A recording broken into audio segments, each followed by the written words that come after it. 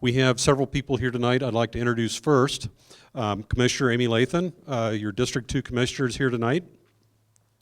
I do not see Mr. Reed yet, but Jim Reed, the Public Services Director, should be here tonight also. So let me just go ahead and get started with essentially what we're going to do here. The format is really kind of an open house format. But these boards up here, they're very descriptive of the projects and the issues and what you're going to be seeing happen here with construction over the next 5 years. So it's an open format in that I've got staff here from both the Public Service Department engineers as well as Parks Department, our Community Service Department has Elaine Kleckner here, who's a Parks planner and manager of, in Parks Division. So we will be here to mingle around. You can ask us questions. What we'd like to do is point to you using these maps here exactly what's going to happen, the time frames, and some of the details and the scope of the projects, cost information. We've got a lot of information on these projects to share at this point. We also have a short slide presentation that'll get into some of the details, and I'll have some of my staff and also Elaine will go through the details on the slides. And you're welcome to answer questions or ask questions as we go through it, and we will hang around afterwards to continue answering your questions on the projects.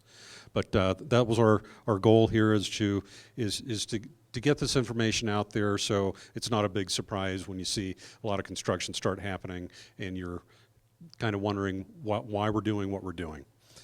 So there was a number of businesses that had called me earlier in the year and last year and asked that we do something like this.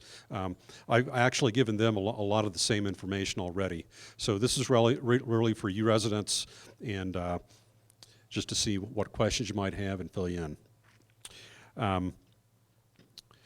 Let me just direct your attention first to this map over here in the corner. This is kind of the overall view of the Falcon area. And as you know, in the last 10 years, there's been tremendous growth very quickly, almost all residential in the Falcon area. We have some subdivisions over here that are just south of Woodman and west of the Walmart area where we have a lot of roads that are in really bad shape.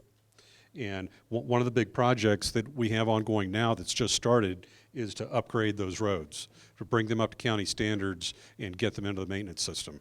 So that's one of the pieces of really good news we have for you. But when you get a chance, take a look at this map here. All of the colored roadways is actual construction work that's going to happen starting here in the next year or into next year. And then the other maps we have here are more specific. Here's that Falcon Highlands map that shows the roads we're going to be working on in Falcon Highlands, the subdivision roads. One of the big projects we have ongoing right now is the Stapleton Road extension, and this is a map that shows an aerial that shows the detail of that location. This map here is an overview of the Falcon Town Center, showing the biggest project we have that's going to start in the next year or so is the new intersection of Meridian Road. At this time, this road is, the 4-lane of Meridian is closed in this area and barricaded off at Highway 24. The project will build a new signalized intersection at Highway 24 and then extend the 4-lane of Meridian down to Falcon Highway. It'll create this triangular area that we're going to build a parking right in.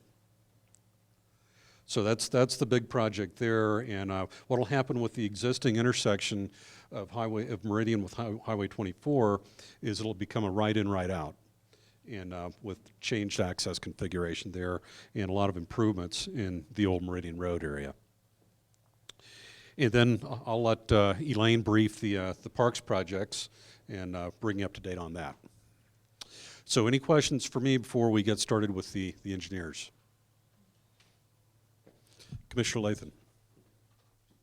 Thanks, appreciate it. And I just want to mention that everything that you're seeing up here, in some cases, many years, some a little bit longer, some a little bit shorter, but you're seeing projects that represent a lot of mutual collaboration with other agencies and bringing funding in from state, from PPRTA, from GOCO in some cases. We're certainly trying for more, and that's your lottery dollars, and working together with a number of agencies, including the feds in some cases, to bring money into the region to improve some of these.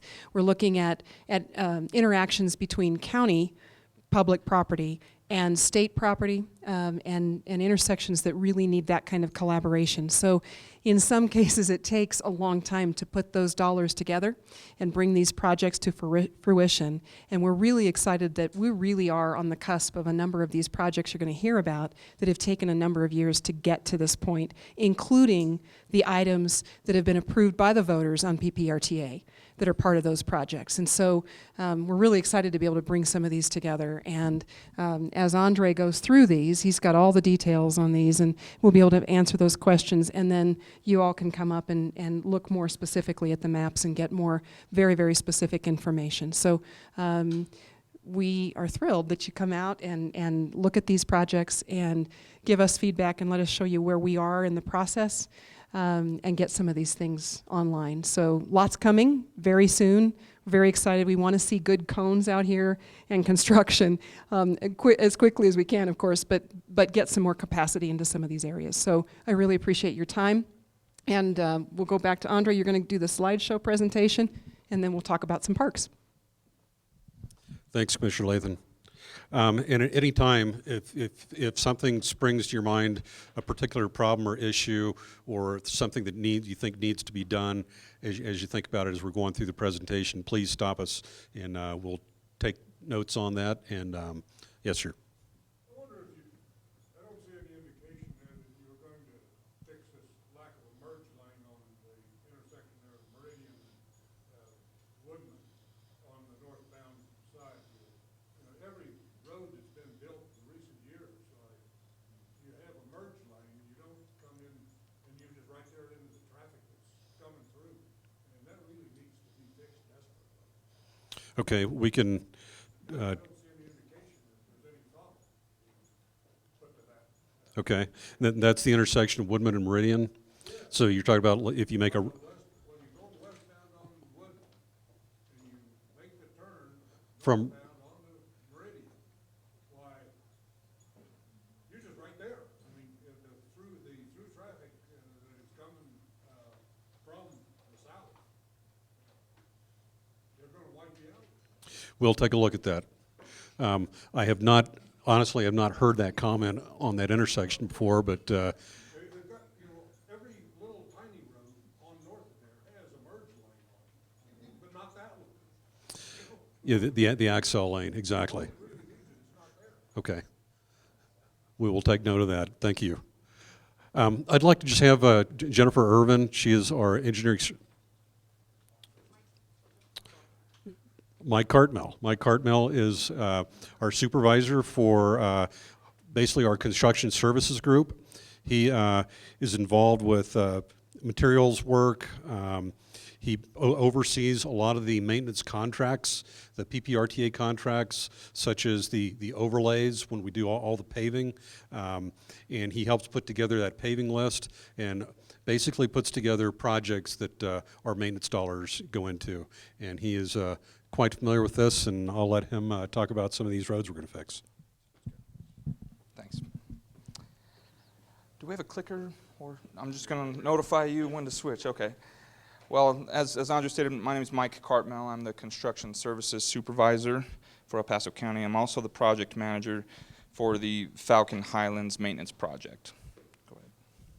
Oh, one more. And one more. Well, just a couple slides to give you a brief overview of the project. The overall goal of this project is to accept the subdivision roads for county maintenance.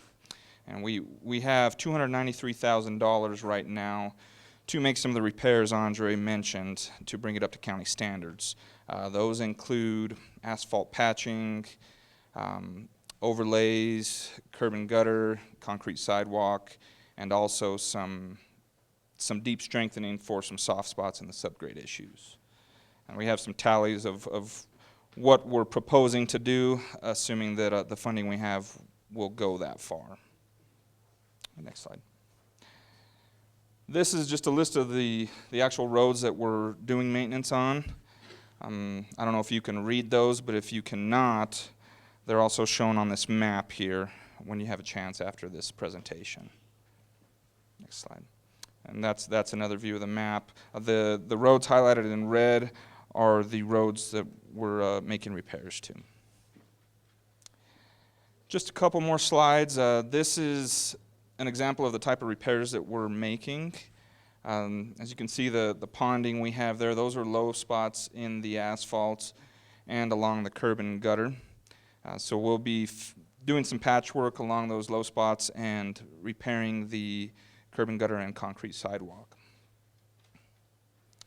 This is probably one of the worst roads in the subdivision on Nulato Circle. I don't know if you can see, but in the pictures there's what we call alligator cracking, and it's usually evidence of some soft spots beneath the asphalt that just cause the asphalt to crumble. So what we'll do is we'll excavate that area and bring in some additional base course to strengthen the subgrade, and then come back with an asphalt overlay. That's really all I have. I don't know if any of you live in that subdivision, but if you have any questions, yes.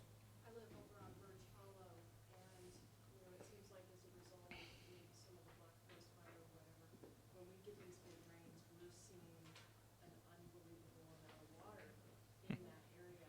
Okay. My concern is with the improvements you're making, if the water issue is not being addressed, that we're going to see this, and that all your work is going to go to waste. Is anything being done to address some of the water issues over there? The only deficiencies we're correcting with regard to drainage is within the county right-of-way, so it's specific to the road. That's the first I've heard of more water. I can show you pictures Okay. of some serious, it'll cover the whole street right there on wagon tracks.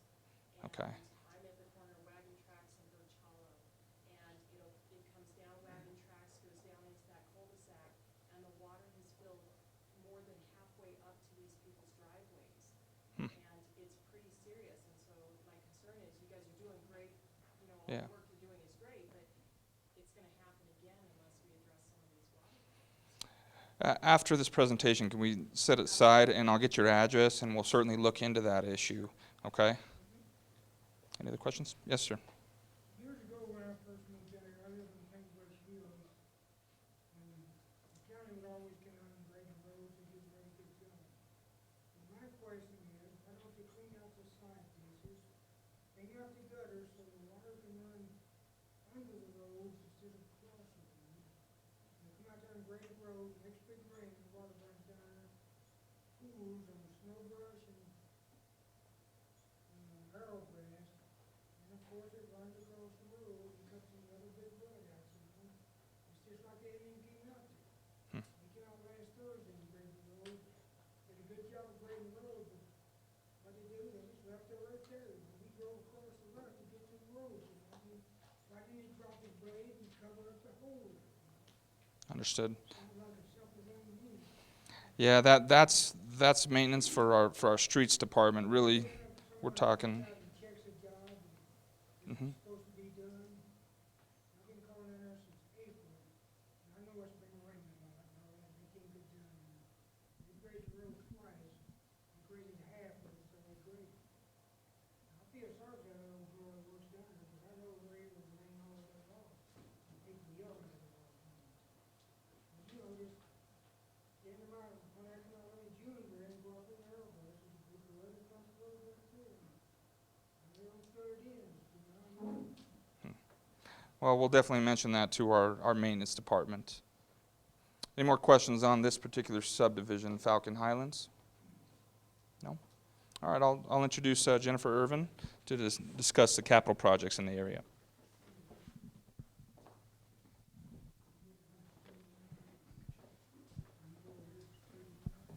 Hey, good evening, everybody. I'm Jennifer Irvin. I'm the engineering manager with Public Services Department.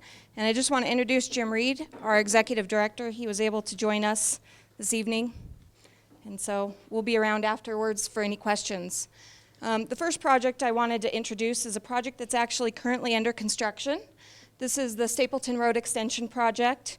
And this is one piece of a very long-term project within the county, and we're also coordinating with the city.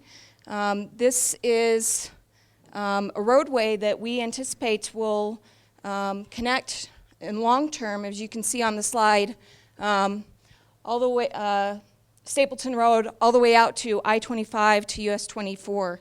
So it will be an east-west connection that is badly needed within the county. This is one piece of that construction, and it's shown in green right here. And this road doesn't exist today, and what we are doing is we are connecting the recent extension that we did from Eastonville to 24, continuing on with that plan, and connecting it from 24 to the current intersection of Judge Orr Road and Curtis Road. And so we'll have a great east-west connection ultimately, but this is just one piece of that. This is an approximately 1 mile of roadway that we're adding to the county roads.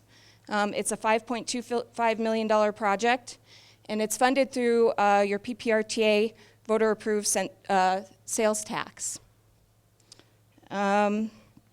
This is kind of the long-range plan, is shown as in our initial 2004 Major Transportation Corridors Plan, is also shown in our 2011 long-range corridor plan. We also anticipate in the long term to be able to do a study on the road connection for the alignment between where the roadway ends right now, essentially at Black Forest, to where we expect it to extend through Vollmer and then out to where it stops right now. So it's a long-term project that we will be working on, and the construction that we have going on right now is just one small part of that. The next slide is a conglomeration of several projects that we're working on out in the Falcon area. Who is familiar with the road that stops and goes to nowhere? Yeah. So what we've been working on is a conglomeration of several projects kind of rolled all into one to be able to save some money and make some immediate improvements within the Falcon area. The intersection, the signalized intersection at US 24 and what we call Old Meridian today will turn to a right in, right out. And we will cul-de-sac Meridian, that Old Meridian Road. And then we will put the signalized intersection at where the road to nowhere kind of stops right now. Put the signal there, extend Meridian South all the way to the where it connects today at Falcon Highway. And then we will also be building a park and ride.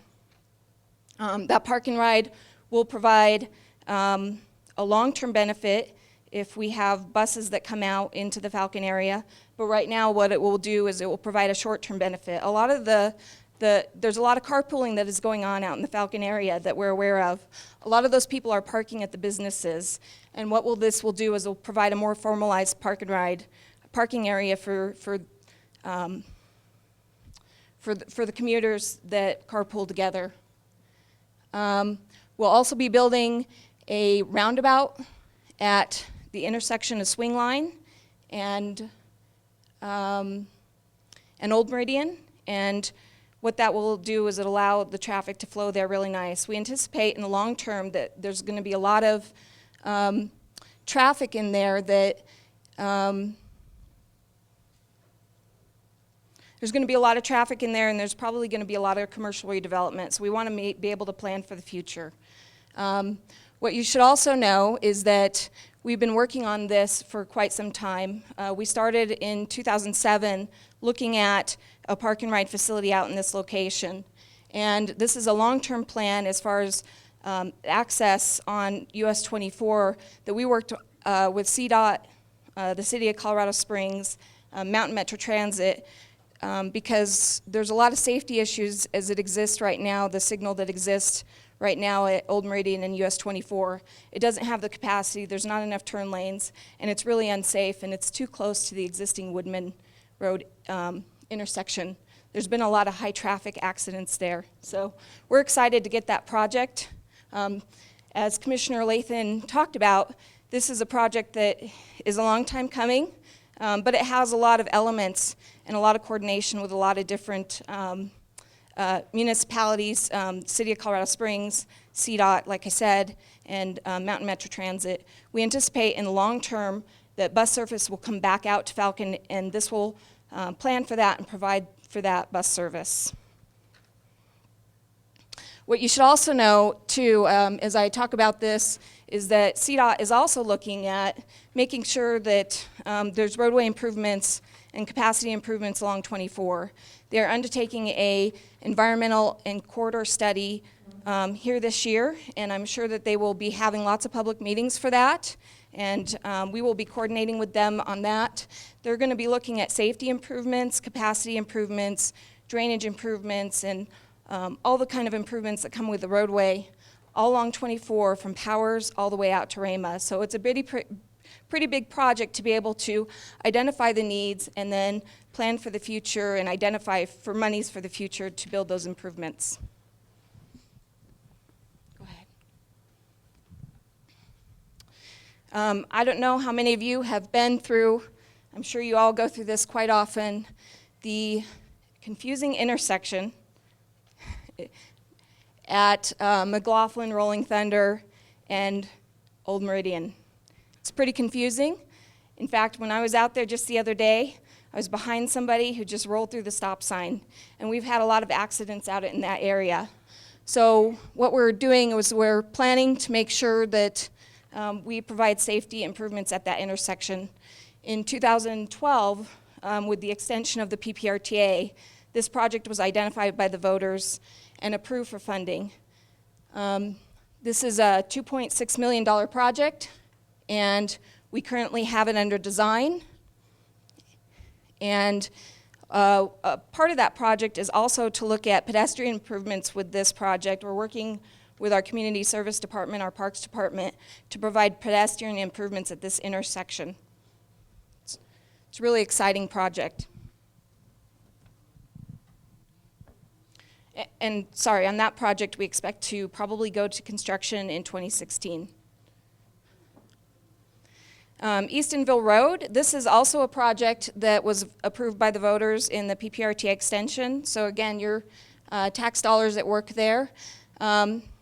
This is a road that is is really a mess. You can see in the picture, there's a lot of deterioration of the roadway. There's intersection improvements that are needed. There's a lot of drainage issues along this road. We need to look at this entire corridor and do a study to evaluate the needed improvements, and that's what we'll be doing starting in 2016. We may not complete improvements along this entire roadway, but what we expect to do is complete a study to identify with the $8.5 million that we have, which projects that we should do initially. We've had a lot of concerns and calls about the intersection of Stapleton and Eastonville. There's been a lot of growth with the school traffic, the business traffic, and we also need to, you can see a biker in that picture, we also need to provide for and look at what pedestrian and bike improvements are needed. We anticipate that this collector roadway will be improved likely to include intersection improvements.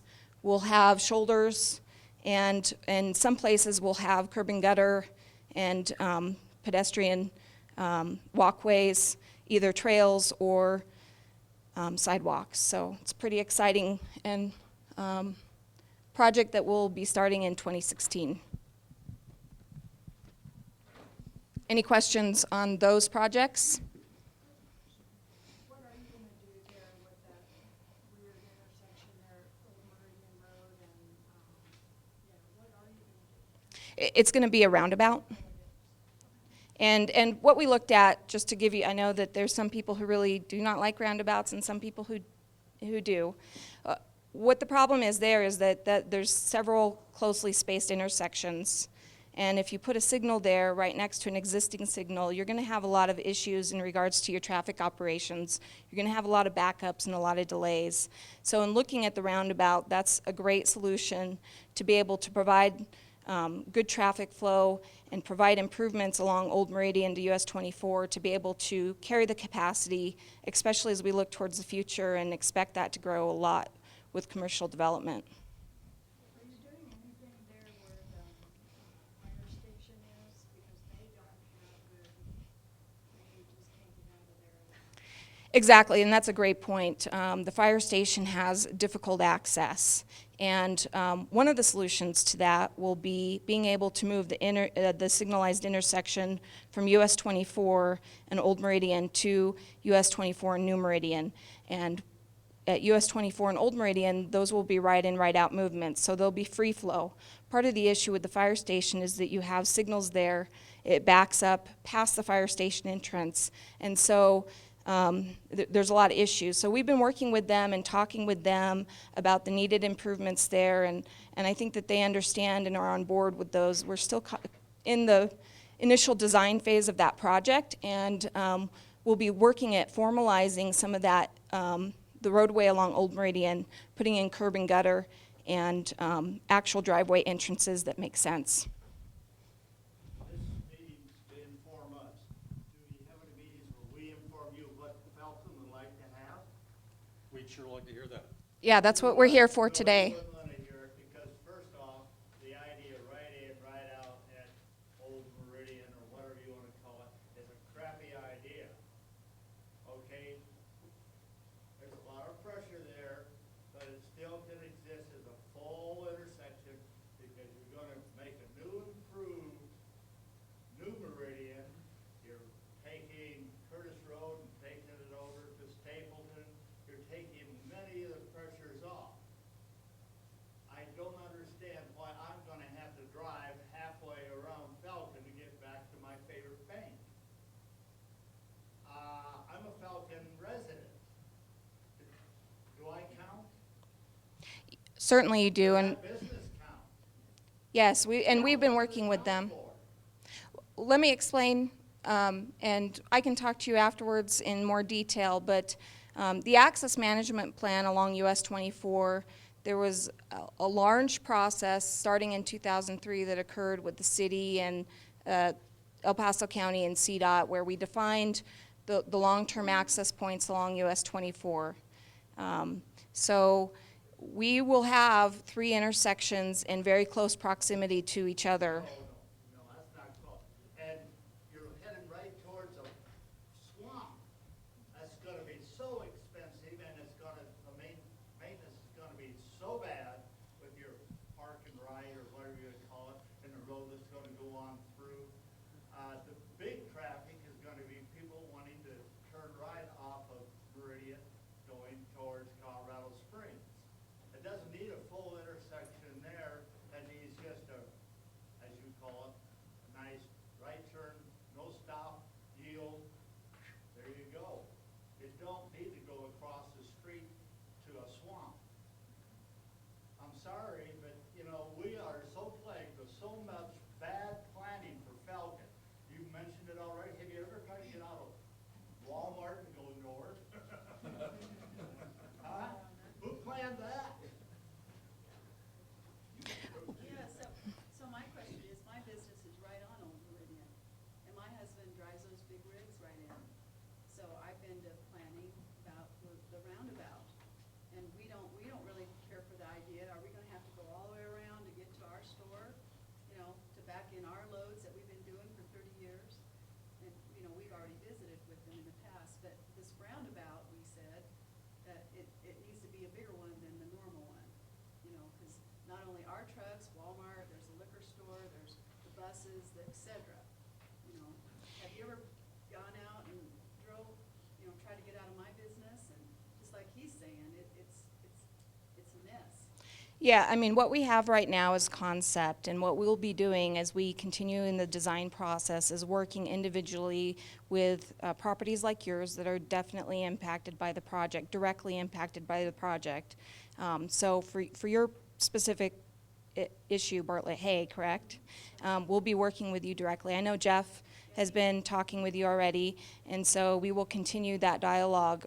What we want to do is also make sure that, you know, we have safety improvements, but also look at what the needs of the businesses are, and be able to best serve not only your business, but also for the entire Falcon area.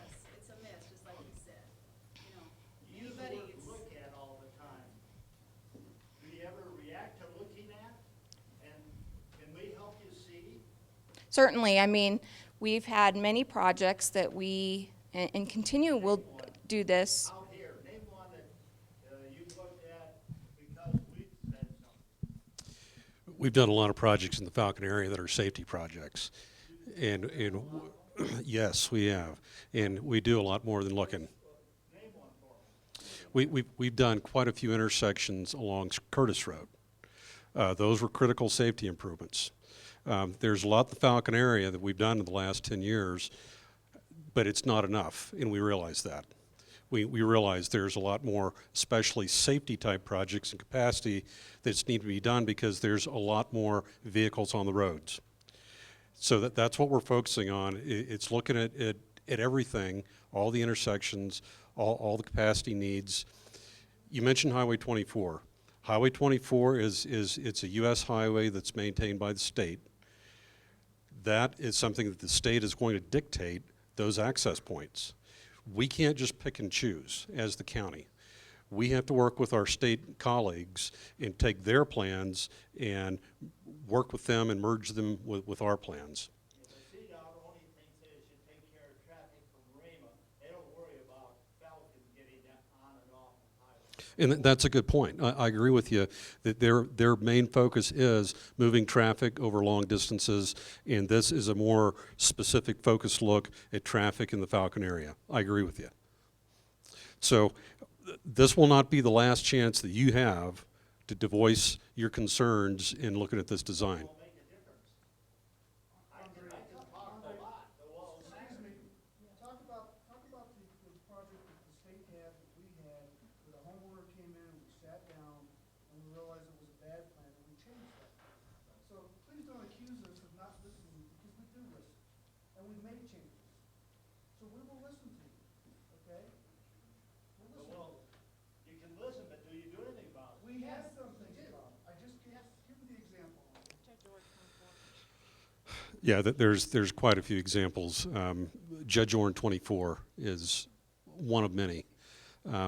I think a lot of you have seen a fair amount of construction in the area, and so we need to move on. We can meet with you right after when we get done with the presentation, and I will listen to all your concerns, and we will work on them. Eastonville? I hope that's yours. And that doesn't include CDOT, that's county. Absolutely. So That's why. Why isn't it fixed up? Why don't we have sidewalks beside it so we don't kill more people? We've already done that, you know. So let's go ahead and we'll talk about it. Yes, ma'am. I just have a quick question. For the businesses that are in that Meridian, Old Meridian, and the Rockland area, because we're right there in the corner, what kind of access are our clients gonna have to come in and out of our business while the construction's going on? Will we have input into that as well? Oh, absolutely. Typically before we start any construction process, we're going to meet with everybody that's got accesses, all the business owners, and we go over and above to ensure that you're going to have access. Now, there's going to be congestion. There's going to be cone zones. There's going to be, it's not going to be quick and easy like you're used to, but we will do. Right. And that's what we're trying to help improve. And what we're talking about is improvements. It's improvements. It's not fixing all the ills. It's not going to be perfect in anyone's mind. We've got money to do improvements to make the conditions better for the increase in traffic. So that's our goal, is to make things better. kind of move it out. Absolutely. Move it out from right downtown. I mean, the Old Meridian, Walmart, Correct. get it out of that way. That's right. And that was the idea with the planning. Having bought hay at your store, I realized that the trick to get rigs in and out of there. access, I mean, that's a major issue with this project on Old Meridian, is look at the accesses and making those better. And the roundabout will be a large roundabout per the Federal Highways design criteria. It will work. We know how to design them, and I'm pretty confident we'll have a good roundabout there. I'd like to move on. One thing I'd like to mention about our parks projects and pedestrian projects is that we've learned how to do this right, I think, in that you can't just look at a roadway as just for vehicular traffic. You have to consider pedestrians, bicycles, all modes of transportation when you're doing transportation roadway type upgrades. And we have a unique opportunity here as we've got parks facilities and trails that we have to integrate with our road improvements. So we're working with our community services staff to do just that. As these parks develop, we work together on providing the accesses that they need, the safe accesses, providing all the turning movements and doing the widenings to create capacity to get from the town center to the parks, and not only by driving but also by walking and bicycling. So, and that's a focus. So at this time I'd like to introduce Elaine Kleckner. She is a manager with Parks Division with Community Services, and she'll talk about the parks. Hi, everybody. Good to see you all tonight. I have the pleasure of talking to you about some of the green infrastructure that's part of the community. And, you know, we were talking earlier about what citizens want in this area, and what we've heard over and over again is parks and trails. So I think I have some good news for you tonight. First, starting with Falcon Regional Park. This is a new park in the Falcon area. As you probably know from our land development process, developers can either dedicate land or provide fees in lieu of land. In this case, the Meridian Ranch developer dedicated 215 acres to El Paso County. And this is just off Eastonville Road, north of the high school and south of Latigo. The master plan for this property was developed. We acquired the property in the fall of last year. On the heels of that, we moved right into master plan development. We had a series of public meetings and an online survey where I think over 700 people responded to the online survey, and a lot of good ideas about what should be in this park, what the program should be. And we moved quickly. That plan was adopted by the Board of County Commissioners in March 2015. So now we have launched on the final design process. Here you can see the program for the park. It consists of 6 baseball fields, 4 multi-purpose fields. Apologize if I'm blocking some views. A dog park in this area, loads of trails, parking, and a variety of court space, playground area. So we do want this to be a full-fledged regional park with a wide variety of offerings. What else should I mention? Down on the south end, you can probably see this parking area in a building here. We have established a partnership with the El Paso County Conservation District, and they have some great ideas for education programs, everything from xeriscaping to how to construct windbreaks to how to deal with drainage issues on property. So we think that's going to be a nice adjunct to the regional park and provide some educational opportunities as well. Here you can see our phase 1 plan. Obviously, it's a $4.5 million endeavor to build out this park. So we have to start with the funds that we have, which I'll review with you in a minute. So we're going to start with 2 ball fields. These will be natural grass fields, and we'll have the dugouts and the bleachers that you would expect with that kind of facility. We'll have 1 multi-purpose field, which will be a natural grass field. Parking, restroom, playground, as I mentioned. You don't see the dog park here, but that's further north. One of the things that people are always telling us is we want more park amenities. You know, things like picnic tables, pavilions, drinking fountains. So that will certainly be part of the program, along with landscaping and drainage improvements. One of the, I won't say daunting, but one of the challenging things for this first phase is getting water to the property. So we're working with the Meridian Ranch developer to get a water line over there to irrigate the park and provide potable water. Next, please. So our first phase budget is $811,000. We had hoped to have just over $1 million for this first phase with the GOCO grant, but we were not successful in that grant. GOCO this round tended to favor some of the more urbanized large communities up north. Nevertheless, as I mentioned to Commissioner Lathan, we think we have a respectable first phase that the community is really going to enjoy with the facilities I mentioned. We have from ballot question 1A, we have $250,000. The regional park fees that I talked about, we have a good fund in this part of the community, so we're drawing $400,000 from that. Wind power development fees in the amount of $100,000. And the High Plains Little League has done a tremendous job raising funds. They have $60,000 that they would like to contribute to the fields. Another great partner of ours is the Eastern Plains Chamber of Commerce. They said that development of this park, especially the dog park that they're taking under their wing, is one of their 2 main projects this year. So pretty exciting contributions, and we will certainly make the best of those funds in the first phase. We are on a fast track still, so we're into design development, and we plan to have construction documents done by September of this year. So on the heels of that, we'll go out to bid, and it'll be a 2-phased installation of this park. Imperative that we get the ball fields on the ground this fall so that Little League can play starting in April of next year. So that would be that and the utilities, probably the parking area and site grading will be what we focus on this year. And then next spring we'll come in and do the additional amenities and round out the park by, I would say, by the end of summer next year. I also wanted to talk a little bit about some trail projects, and I'm happy that they respond to some of the issues that you've raised before. You know, we know in the Falcon area, there are people walking, there are people biking.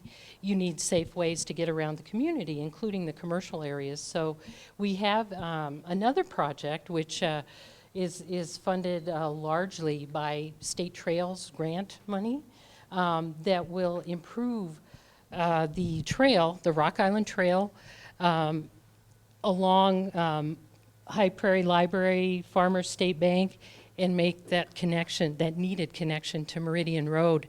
If you're familiar with this stretch, you know there's stops and starts. We're going to refurbish the railroad bridge that you see on the right side of this slide. So that will be it'll be a more pleasant, a safer, a more level path for people to follow. The next piece of this project, and there'll be 3 sections to this, you can see the railroad bridges now on the left side, will continue over to the area that County Parks calls the Falcon Trailhead. It's actually kind of a nice little community park where the wetlands are and there's some picnic tables and trails. So it will continue through that area. And then one more, please. And then it will go up and it'll piggyback on the public services project that we talked about earlier. You can see McLaughlin Road up on the north. So here's the trail coming through the trailhead. And then this particular piece is part of a PSD PPRTA project. So this will be part sidewalk, part trail, and will establish much better and safer pedestrian connections in that area. So on this particular project, it's a modest budget, but we think we can accomplish the needed improvements with state trails grant. As you can see here, regional park fees factored prominently in our budget. Fowler Wind Energy, one of NextEra's predecessors, provided some funding at one point. High Prairie Library contributed, and then El Paso County Parks has some in-kind services. So we think it's absolutely a complementary project with some of the things that Public Services is trying to do in this area. Oh, on the less cheerful side, we have sustained some pretty serious damages to the Rock Island Trail as a result of recent storms. We're estimating roughly $100,000 in damages. Through June 16th, we lost 175 feet of creek bank, which was directly adjacent to the Rock Island Trail. July 9th storm was pretty devastating because we lost that much again. So now we've probably got about a 100-foot swath of missing trail on this regional Rock Island Trail. The good news in all this, if there is a silver lining, is that there was a federal disaster declaration on July 16th, and that will bring funding for some of the damages. However, it doesn't cover the July damages, so we're trying to figure out how we can best address that. In this area, as you know, it's problematic on a number of levels. There's significant drainage running through there, even without storm events. But here you can see how devastating it was for the trail. Here you've got a cut bank in a huge swath with a river from that July 9th storm coming through. So we'll continue to do our best to repair what we can, as well as working on new projects. Yes? Out of a trail on Judge Orr from Eastonville to the Rock Island. There is. If I see people trying to get killed on that all the time. we do on our Parks Master Plan have that proposed.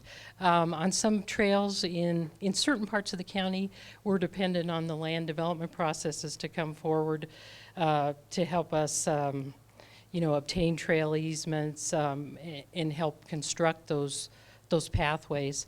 So, that's not the highest priority we have in the Falcon area. We're still focused on Rock Island, but I can tell you it is part of our master plan. It's not a high priority. It's You not. realize what that trail would do to get all those people access to the Rock Island Trail, and if you use a lot more, most people have to drive their car to one of the trailheads. And that's Yes. ridiculous if you have a bike that could go a mile to get Sure. No, it's definitely in our plan. Our ability to proceed depends on funding, and we currently don't have funding for that. But as we're able to secure funding, I think we totally agree we need to make those connections that spread out further from this regional trail, which is like the spine.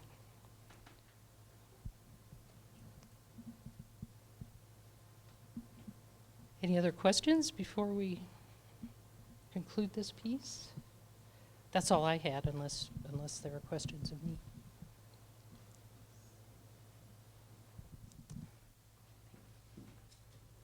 Thanks, Elaine. Well, we'd just like to open it up for questions. This isn't, like I'd mentioned at the start, an open house type format. So we invite you to come up and take a look at the boards, and I'll hang out and answer your questions, point out the details. And sir, I'd like to hear more of your ideas. Yes, ma'am. Timeline of what priorities and what should these projects you're gonna do first, or what can we expect? I know Stapleton Extension, I guess, is going on now. Correct. Planned after that. Okay, let me just real quickly. The Stapleton extension is ongoing now. We expect to probably have that done by the end of the year, or maybe a little into next year. Actually, I think we'll end up paving this in the spring. Is that right, Jennifer?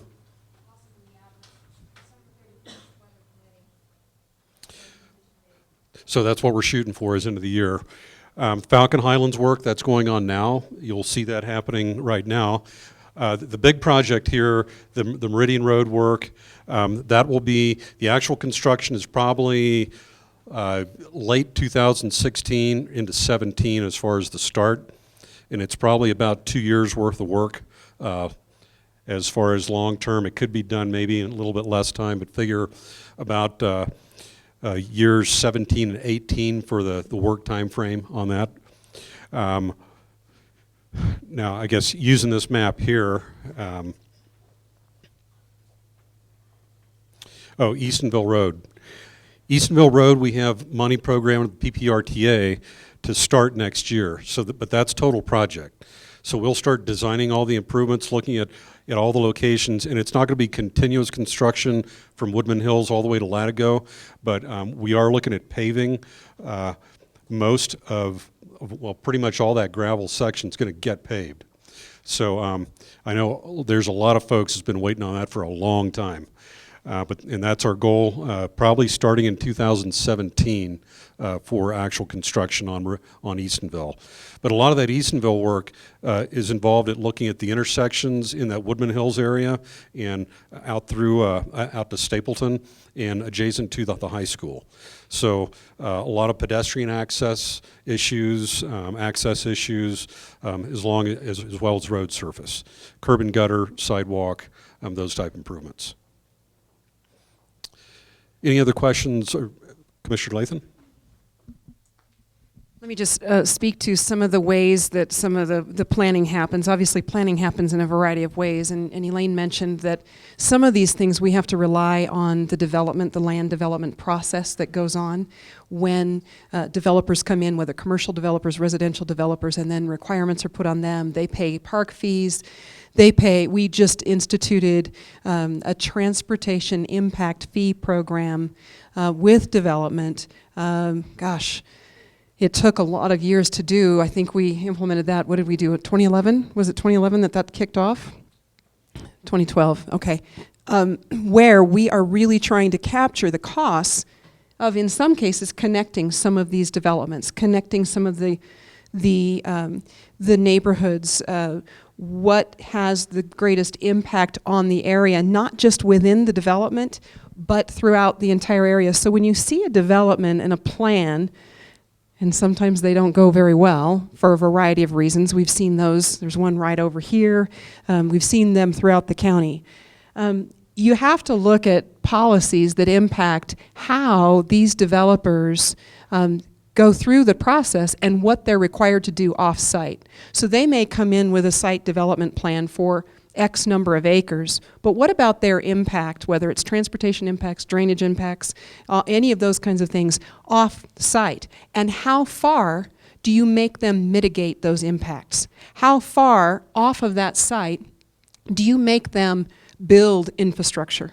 That's a real issue, and that's something that jurisdictions all over the place struggle with, certainly, because the more you put on developers, again, whether commercial, residential, what have you, the more the costs go up, of course, to people who use those developments, because they always pass the costs along. We implemented this transportation impact program so that we could capture a little bit more of the pretty significant impacts throughout the county and be able to address some of these issues. When it comes to planning, you're dealing with Planning Commission on a variety of issues that exist throughout the county that they look at. You're dealing with a number of volunteers that we seek to serve on citizen committees that advise the board, and we absolutely listen to those recommendations that come out of those committees. So you'll see Highway Advisory Commission, and those are citizens who sit on that and look at our entire road system and make recommendations every year as to where we should be doing maintenance, where we should be doing capital, what that should look like, how we're spending the dollars that we do have out of Road and Bridge for those improvements and that maintenance. And I am always looking for folks in this area because this is where the growth is happening to serve on those. Citizens Budget Oversight Committee, those are opportunities to take a look at how the county spends all of the money that comes in, not just on these kinds of issues, but certainly throughout the county, the mandated issues that we have from the state and the feds, and then how we're distributing those locally, and how that impacts our infrastructure. These are opportunities for everyone to be involved, not just in terms of sitting in a meeting like this or contacting or business owners who need to talk about access during construction projects, et cetera, but to be involved in the long-term planning. So all of that to say there's a pretty complex system. Sometimes it works really, really well. Sometimes it doesn't work quite as well. And we work to kind of work through that and mitigate some of the issues that happen there. It is worth telling you, elpasoco.com is the county's website on which you will find volunteer boards, and you will see these ways that you can be involved. We're looking for people all the time, and I'm always looking for people right here because this is where there's so much of an impact. So take a look at that, because we listen to these boards. They are very focused in their certain field, their issue, whether it's forest and noxious weeds or health department or what have you. We have 48 at last count, different boards and committees, some statutory, some that are local, that advise the Board of County Commissioners. And we listen to these. We make decisions, whether it's budgetary decisions, planning decisions, based on those recommendations. And we do listen. And so we want you to be involved in that. So that's elpasoco.com. And I can't tell you right off the top of my head exactly what the vacancies are. Planning Commission, I think there are some alternate positions. If I say that and then it's been filled, I'll be in trouble. But there are positions open. Go to the volunteer tab. Take a look at what's there and get involved in these decisions. And then when there are specific issues, bring them up so that we, the kind of drainage issues, the kind of standing water, the kinds of things that are going on, so that we know, so that we can go in and try to figure out where that's coming from and how we can best address that, in some cases, with the master planning. So I just really appreciate your time in that and want you to be involved in that. So, Dave. Commissioner, I'd like to remind folks, when you go to elpasoco.com, in the upper left-hand corner are the icons for Facebook, Twitter, and YouTube. Invite you to, old saying, right? Like us on Facebook, follow us on Twitter. We do post the volunteer openings on social media as well. So you get the notification. Dave is our public information officer, and I am a dinosaur on social media, so I appreciate that very, very much. And Jim Reed is here and was introduced earlier, but Jim has been doing an extraordinary job with all of our crews to keep up, frankly, with Mother Nature lately. She has dealt some pretty severe blows. That federal money that's been coming in, that we've gotten some federal money, the disaster declaration is great. I mean, it's our money. We pay federal taxes, and we're trying to bring it in to fix our infrastructure, but it comes with a match. So right now, I think our number from our finance director is $2 million that we've got to come up with. That's outside of our regular approved budget process for 2015 in order to make this FEMA match. Now, we're going to do that. We're going to figure that out, because that's a lot of money coming into the feds to fix our infrastructure. That matters. We'll find it. But it's a very complex system, the way the money really funnels in here. Jim, I don't know if you want to talk about anything in terms of maintenance and kind of what our crews have been dealing with, but these guys have been out here 24/7 and really working to try to keep up with some of this. Thank you. I know you're irritated with the roads. I get it. I get phone calls daily over the roads, but I have a finite amount of resources. And those guys are out there working their tail ends off. When you get a road that's completely washed out, I have to take all the resources that I have and focus it on that road so people can go to work or get home. And they're out there at nighttime when it's raining 5 inches in an hour, and they're waiting for the water to come from the north end down to the south end, and we've lost as many as 7 roads in a night. And the guys have worked around the clock through the weekends, eating up the overtime, doing everything they can to get those roads up and going. And we field angry phone calls all the time. And it's difficult for us when I only have so much. And I can only move those pieces around so much to do what I need to do. So our first and primary focus is safety. Life safety is number one. And I will put every single resource I have under my control to protect lives. That's number one. Number two is to ensure you have access, because we all have to go to work and we all have to go home and our kids have to go to school. And number three, then we can try to go back and gravel the roads that we need to. And the other thing I want you to understand is a lot of our crews have reached the age of retirement. So some of the guys that have been grading for 30 plus years, they're retired. So I get guys that have 2 and 3 years of grading experience, and they're not perfect, and they're still learning, and they're doing the best they can with what they got. But I will listen to you, and I'm going to get the streets from you. I got most of your notes, but I'll listen to anybody here. Tell me what your concerns are on your road, and I'll bring it to the crews, and they'll get to it the best they can. Did we introduce the Highway Advisory Committee? Okay. These are the folks that on the third Wednesday of each month at 9 o'clock listen to the citizens and listen to us, and we talk about these projects constantly. The chair of the board right now is Steve Hicks. We have Larry Tobias here. We have Joan Lucia Treese, which I can screw that up half the time, and Reb Williams. These folks volunteer. The most important thing you can give is your time. And they volunteer their time to go through these projects, and they also listen to the constituents. So there's several ways that you can reach out and say, you know what, I don't like that left in and left out, or my business is affected by that traffic circle. And we'll listen to you. And we've made those changes. So we're not going to just make it in a vacuum. We will listen to you. So I do want to hear, if you have concerns about your roads, please see me. I'll put it in the phone tomorrow morning. I'll get it out to the crews and get that information out. I want to also mention that we have started, we're really working hard right now. There's money out there, right, for different things. And when you mentioned the sidewalks along Eastonville, this was a big struggle, because when that road received some a change in condition, I mean, we knew it wasn't long-term. We did what we could with the funding we had, and there was a kind of a big issue with the developer there and some of the triggers that needed to be met. But we wanted sidewalks along that, recognizing the issues. Safe Routes to School. There's grant money in Safe Routes to School. It's a program where you can go out and try to get this funding. But in order to find funding, that's just one example, that exists in the bureaucratic multiple agencies, in some cases of the federal government and others, you have to know what you have to know what to go look for, and you have to search high and low.